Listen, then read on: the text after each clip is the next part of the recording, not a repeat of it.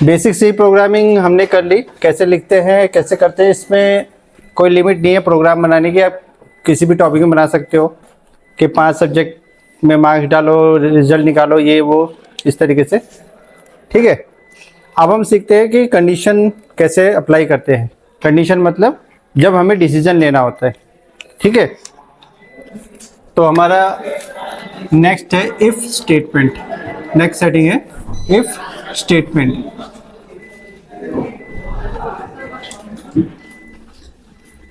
If statement, ठीक है। तो लिखो, it is use, if statement की डेफिनेशन लिखो, it is used, it is used to make decision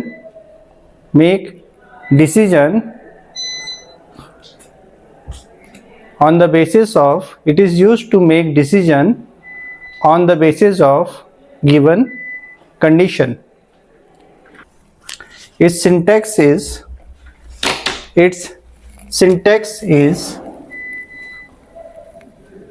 syntax का मतलब यहाँ पे क्या होता है, लिखने का तरीका। ठीक है, तो ऐसा ये लिखेंगे SYNTAX। Syntax is if, small letter में होगा पूरा, यहाँ पे आएगा कंडीशन और इफ की बॉडी।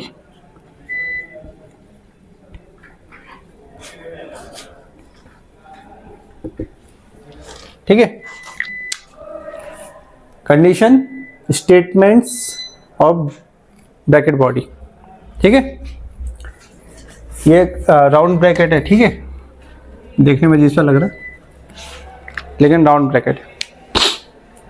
तो मैंने यहाँ सेमीकोलन लगाया, यहाँ नहीं लगाया। देखो यहाँ सेमीकोलन लगाया, इधर नहीं लगा रखा है।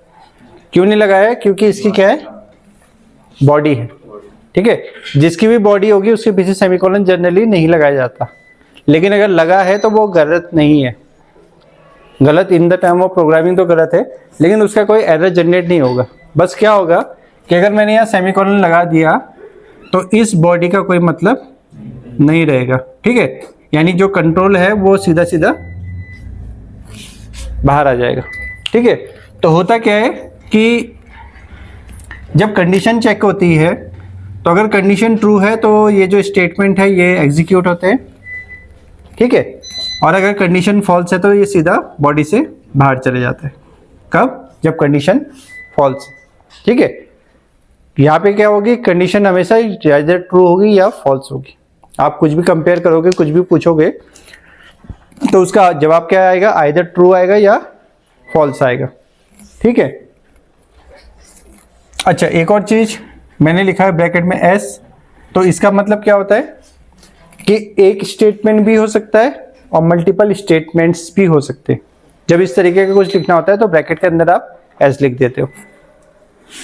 एक और चीज है इसमें छोटी सी, अगर मैंने लिखा इफ, यहाँ पे कंडीशन है और मैंने लिखा है ST1 ST2, बिना बॉडी के लिखा है ST1 ST2, तो उस केस में क्या होगा कि इसका पार्ट केवल यही स्टेटमेंट होगा, ये वाला स्टेटमेंट नहीं होगा। ठीक है, अगर आपको एक से ज़्यादा स्टेटमेंट चाहिए जो इफ के पार्ट रहे तो उसके लिए आपको बॉडी लगानी पड़ेगी।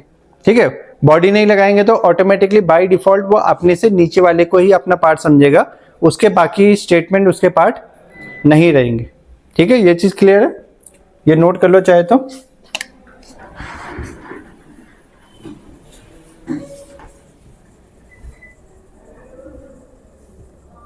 Only one statement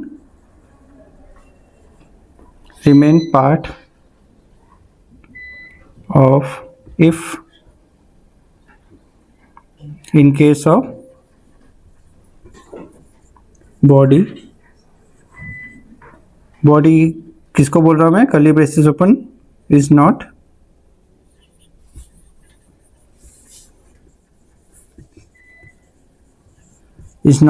available. अगर बॉडी अवेलेबल नहीं है तो only one statement remain part of it if in case of body not available. अगर बॉडी नहीं है तो सिर्फ एक ही स्टेटमेंट उसके जो इमीडिएट नीचे है, एकदम नीचे है, वही उसका पार्ट रहेगा, बाकी उसका पार्ट नहीं रहेगा, वो उसका पार्ट कंसिडर नहीं करेगा। तो नीचे वाला स्टेटमेंट क्या हो जाएगा? फॉल्स वाला स्टेटमेंट हो जाएगा। ऑटोमेटिकली नीचे वाला स्टेटमेंट क्या हो जाएगा? फॉल्स वाला स्टेटमेंट हो जाएगा। ठीक है,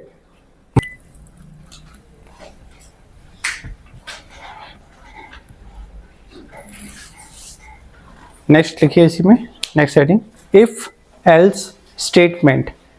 if else statement, if else statement. अभी तक हमने जो फॉल्स पार्ट था उसको ट्रीट नहीं किया, इस वाले में हम सिर्फ ट्रू पार्ट को ट्रीट कर रहे हैं। ट्रू पार्ट अगर ट्रू हो रहा है तो हम बोल रहे हैं ये चीज करना है, लेकिन फॉल्स हो रहा है तो क्या करना है वो हम नहीं बता रहे। ठीक है, अब हम सीखेंगे कि अगर फॉल्स होता है तो क्या करना है, उस केस को भी हम कैसे हैंडल करेंगे। तो लिखो इफ एल्स स्टेटमेंट, हेडिंग में लिखो if else, ELSE, else statement लिखो। It is similar as if statement, it is similar as if statement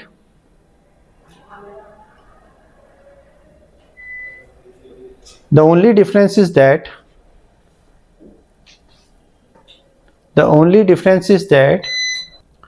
we are also handling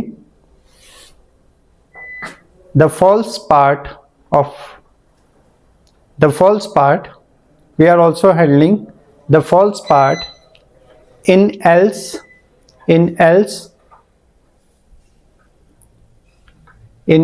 statement.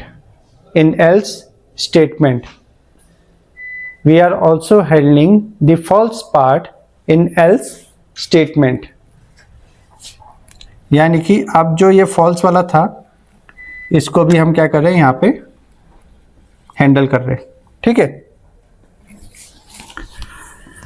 तो एल्स के लिए भी वही नियम लागू होगा। कौन सा वाला? अगर बॉडी है तो उसके अंदर के स्टेटमेंट, बॉडी नहीं है तो सिर्फ नीचे वाला स्टेटमेंट।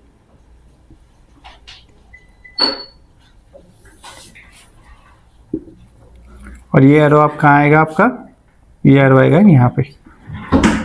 ठीक है, एल्स पार्ट में हमें कोई कंडीशन देने की जरूरत नहीं है, वो अंडरस्टूड है। ट्रू होगा तो ये वाला, और फॉल्स होगा तो इसके नीचे वाला। ये उतार लो और ये ट्रू फॉल्स भी उतार लेना साथ में।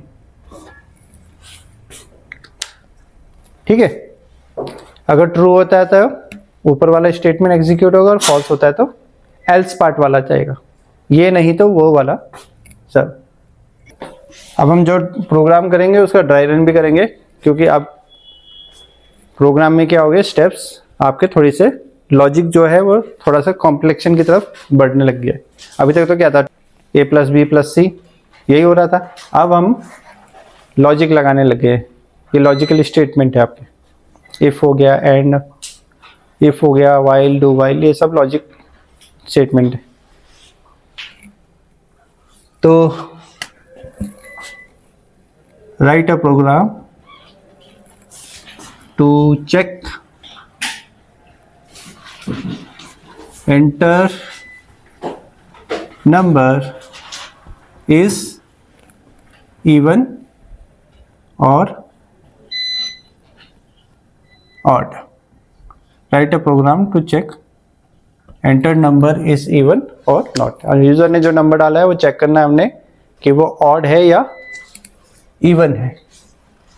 ठीक है, तो हेडर फाइल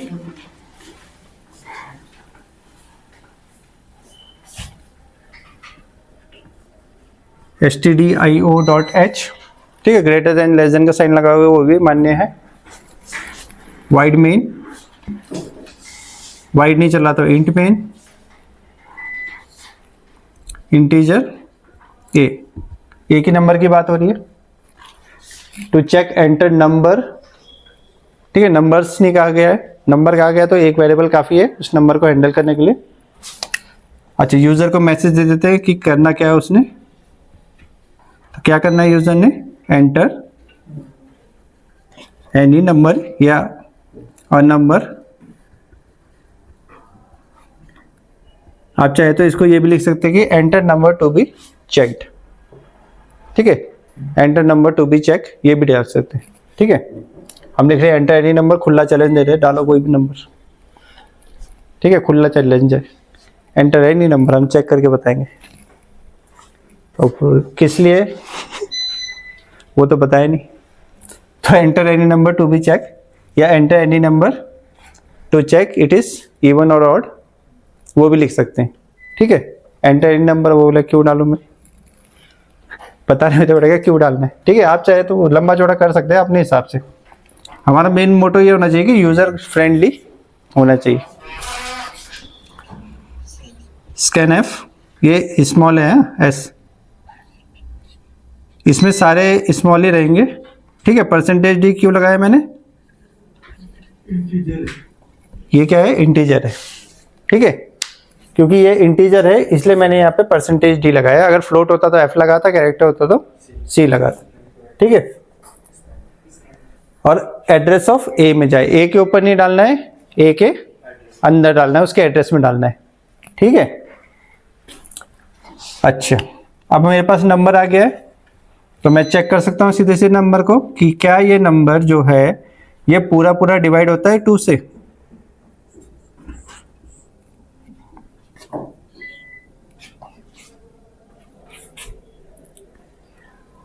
ठीक है। अच्छा, एक छोटी सी चीज है, यहाँ पे नोट में लिख लो,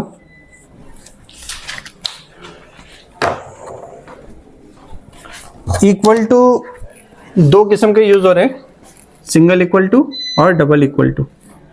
सिंगल इक्वल टू का मतलब होता है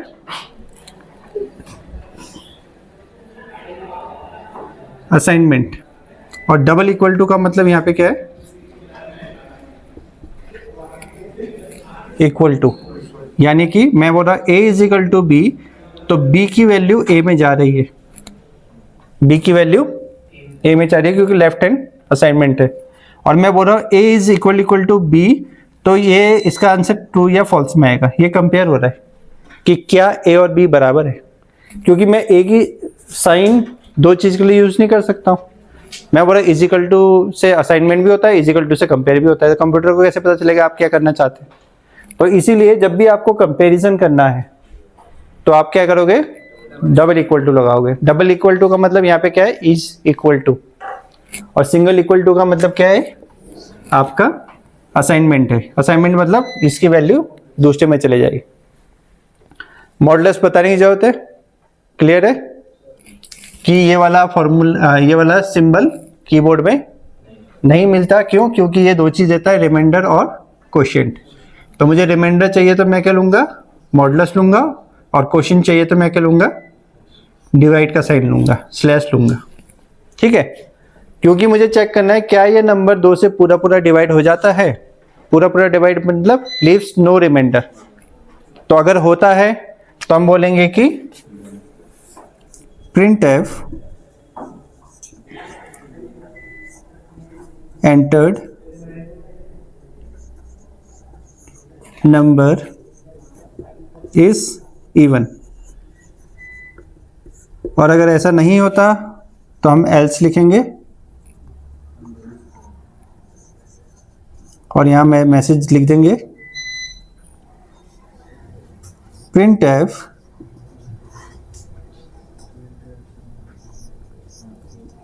entered number is odd। तो जाहिर सी बात है या तो नंबर इवन होगा या ऑड होगा, उसके अलावा कुछ और हो नहीं होगा। ये बॉडी, ये ब्रैकेट बंद और यहाँ पे मेन बंद, ठीक है। गेट सी एच आप तब लगाएंगे अगर आपके कंसोल विंडो में आउटपुट नहीं रुक रहा है, तो उस केस में आप गेट सी एच लगा सकते हो, ठीक है। हम Dev C plus plus use कर रहे हैं, उसमें गेट सी एच और C L S C R की जरूरत नहीं पड़ रही है, ठीक है। अगर कहीं पड़ रही है तो आप उसको लगा सकते हो। उस केस में फिर आपको C L S C R में कोनियो यूज करने की जरूरत पड़ेगी, get C H S T D I O में भी आपका इंक्लूडेड होता है, ठीक है। ड्राई रन में आ जाते हैं, पहले उतार लीजिए आराम से। फिर अब आते हैं ड्राई रन में। ड्राई रन में हम कंडीशन मान के चलते हैं कि ए की वैल्यू है 8। पहली कंडीशन मान के चलते हैं कि यूजर ने कीबोर्ड से 8 डाला है, ठीक है, 8 डाला है, तो कंडीशन चेक होगी, इफ ए की जगह 8 को प्रिंट कर दो और 2 से उसको डिवाइड कर दो, क्या 0 के बराबर है? तो हो जाता है 8, तो सिंपल है, 2 4 जा 8, रिमाइंडर रिमेनिंग 0, यानी कंडीशन क्या है? ट्रू है, ठीक है। ट्रू है तो क्या होगा? फर्स्ट वाले पार्ट में जाएगा और आपका इवन नंबर प्रिंट कर देगा, ठीक है। अब दूसरी कंडीशन में मान के चलता हूं कि दूसरी कंडीशन में यूजर ने डाला है सपोज 17, ठीक है, कोई भी नंबर आप ले सकते हो, ऐसा रैंडमली कोई भी नंबर ले सकते हो। तो हम यहाँ पुट करके देखते हैं कि क्या 17 को मैं डिवाइड करता हूँ 2 से तो कि 0 के बराबर आता है, तो देख लेते हैं। तो 2 8 जा, रिमाइंडर कितना बच गया? 1। ऐसे भी तो हो सकता है 8.5 करके 10 कर दो, हो सकता है ऐसा हो जाएगा, क्योंकि यहाँ पे क्या लिखा है? ए क्या है? इंटीजर है, तो मैं उसको डिवाइड नहीं कर सकता, वो डिवाइड करने ही नहीं देगा, इसीलिए वो रिमाइंडर 1 में रुक जाएगा। अगर उसको मैं फ्लोट ले लूँ तो फिर तो हो गया, सारे नंबर इवन हो गए। नई फाइल बनानी है, फाइल में जाना है, सेव एज करना है और नाम लिखना है, ठीक है, हिंदी में नहीं लिखना, इंग्लिश में लिखना है।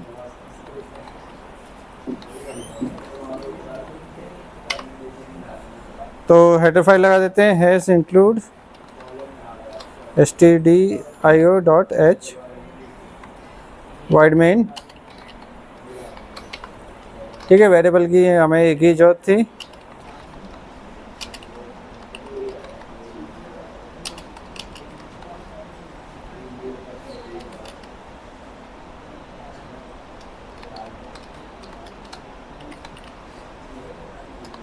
ठीक है। Enter any number to check odd number, odd even.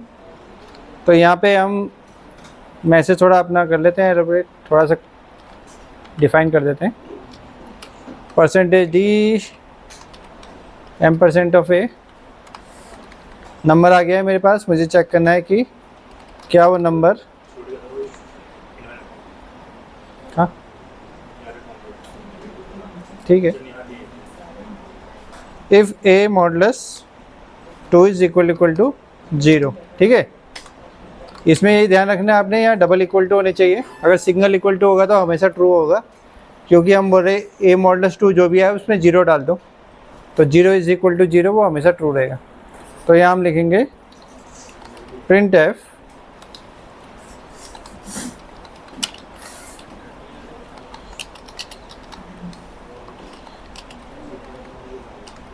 ठीक है। यहाँ पे हम खोल देते हैं एल्स का ब्रैकेट खुल जाएगा, ठीक है। वैसे बिना ब्रैकेट लगाए भी काम चल सकता है, क्योंकि सिंगल स्टेटमेंट ही हम प्रिंट कर रहे हैं, तो इसमें अगर हम ब्रैकेट का यूज़ भी नहीं करेंगे तब भी आपका काम चल जाएगा, कोई दिक्कत नहीं आएगी। लेकिन अगर हम अपनी आदत ही डाल के रखें ब्रैकेट डालने की, तो फिर हमें आगे धोखा नहीं मिलेगा।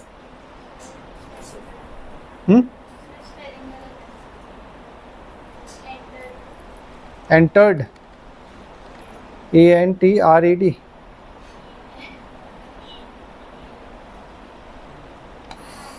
अब ठीक है, एंटर्ड डाला हुआ यानी,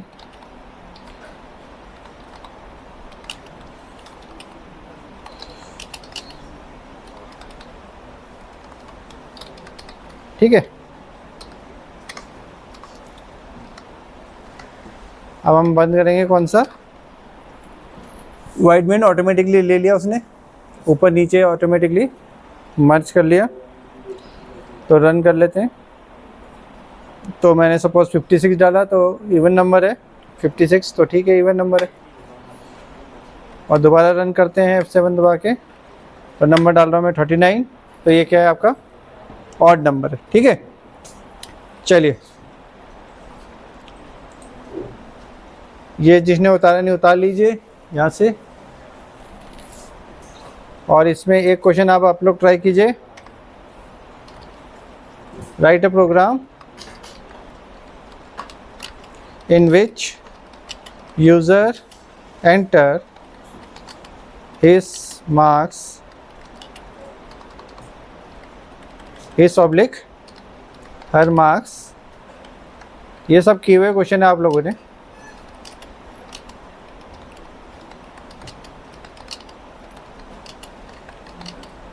एंड यू हैव, यहाँ से मैं नीचे ले लेता हूँ ताकि दिख जाए। To print his oblique her percentage and result। ठीक है, तो रिजल्ट क्या है? रिजल्ट है greater than equal to 33 is pass. ठीक है, रिजल्ट का फॉर्मूला भी आपको दे रखा है कि अगर 33 से ज़्यादा है तो क्या है, वो पास है।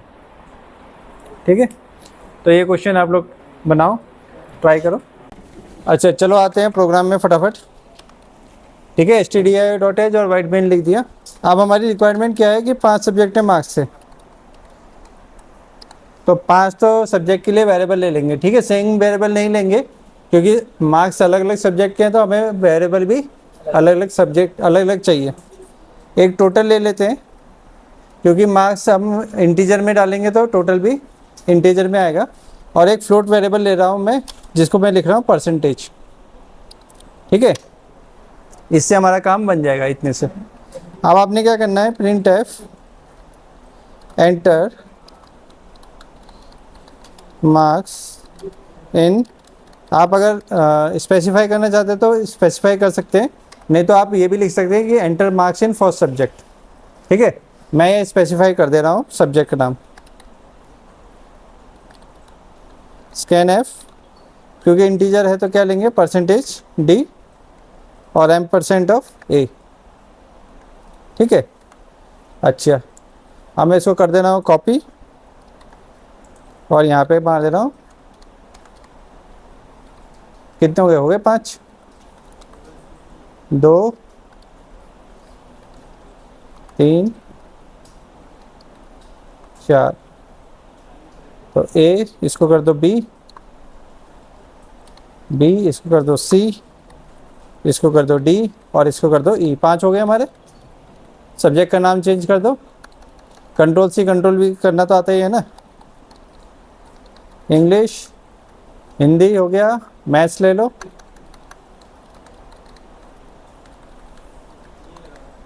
फिर साइंस और लास्ट है सोशल साइंस।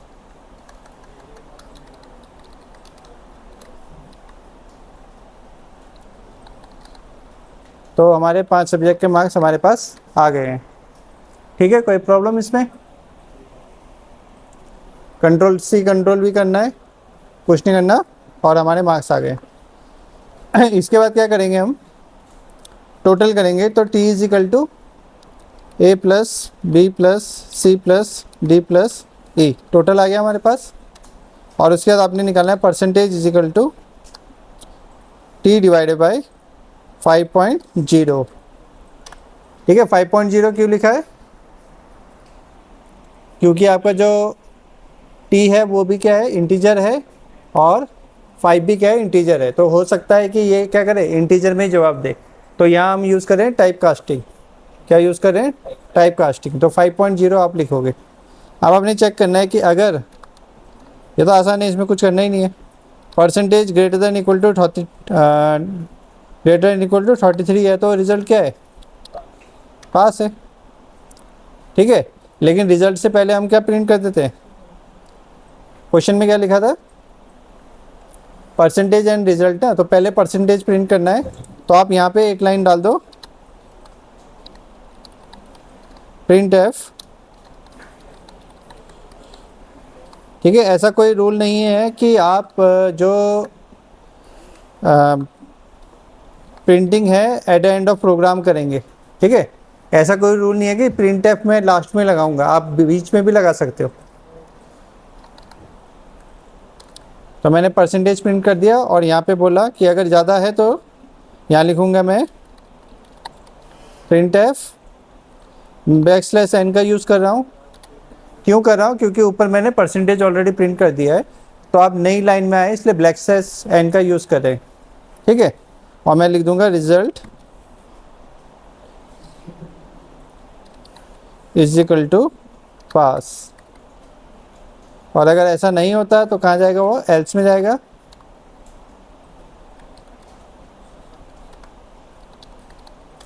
और यहाँ लिख देंगे आप printf is equal to fail.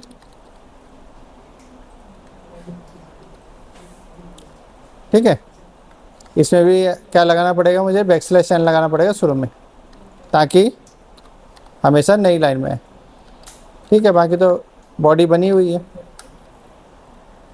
ठीक है, आप चाहे तो मार्क्स भी प्रिंट करा सकते हैं, पूरी मार्कशीट भी प्रिंट करा सकते हैं, लेकिन अभी हम उसमें नहीं जा रहे, अभी हम नॉर्मल परसेंटेज पास और फेल में जा रहे हैं। तो रन करा के देख लेते हैं। तो हिंदी में मार्क्स डालना है,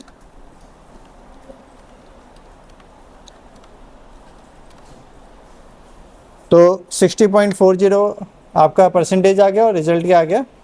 पास आ गया। ठीक है, किसी इंटेलिजेंट बच्चे की मार्कशीट डाल देखते हैं।